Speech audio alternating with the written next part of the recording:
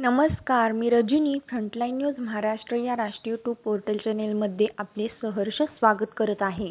पतीच्या दीर्घायुष्यासाठी सुवासिनींची श्रद्धाभावाने वटपूजा. बोंद्रेनगर व गणेश पार्कमध्ये वटपौर्णिमा उत्साहात साजरी.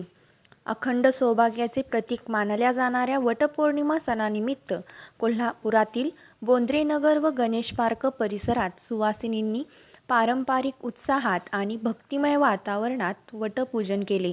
शुभमुहूर्तावर महिलांनी वडाच्या वृक्षाची विधिवत पूजा करून आपल्या पतीच्या दीर्घायुष्य, उत्तम आरोग्य आणि सुखसमृद्धीसाठी मनोभावे प्रार्थना केली. सकाळपासूनच परिसरात पारंपरिक वेशभूषेतील महिलांची लगबग पाहायला मिळाली.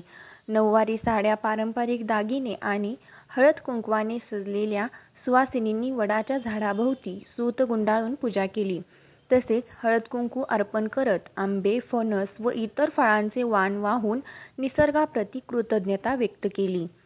पूजनानंतर महिलांनी एकमेकींची ओटी भरून फळाचे वाण दिले आणि वटपौर्णिमेच्या शुभेच्छांची देवाणघेवाण करत सणाचा आनंद द्विगुणित केला. परिसरात धार्मिक आणि मंगलमय वातावरण निर्माण झाले होते. यंदा पर्यावरणपूरक वटपौर्णिमेला विशेष महत्त्व देण्यात आले. गर्दी टाळण्यासाठी अनेक महिलांनी घरातील कुंडीतील वडाच्या रोपाचे पूजन केले, तर काही सामाजिक संस्थांनी वडाच्या नवीन रोपांचे वृक्षारोपण करून पर्यावरण संवर्धनाचा संदेश दिला. तसेच वडाच्या फांद्या न तोडता झाडांचे संरक्षण करत सण साजरा करण्याचे आवाहनही करण्यात आले. श्रद्धा, परंपरा आणि पर्यावरण संवर्धनाचा सुंदर संगम घडवत बोंद्रेनगर व गणेश पार्क परिसरात यंदाची वटपौर्णिमा मोठ्या उत्साहात आणि भक्तिभावाने साजरी करण्यात आली.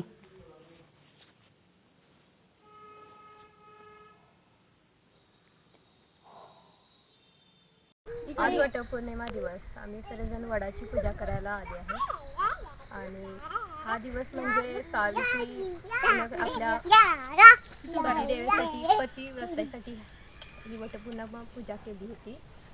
मग हा दिवस असा की आम्ही म्हणजे पतीचे आयुष्य वाढवण्यासाठी ही पूजा केलेली आहे आज. आणि याचं शास्त्रीय कारण म्हणजे की वडापासून आपल्याला भरपूर ऑक्सिजन मिळतो. मग ते पण एक कारण आहे. झाडांचं पण संवर्धन व्हायला पाहिजे आपल्याला, म्हणून ते एक महत्त्व म्हणून आज हा सण साजरा केला जातो.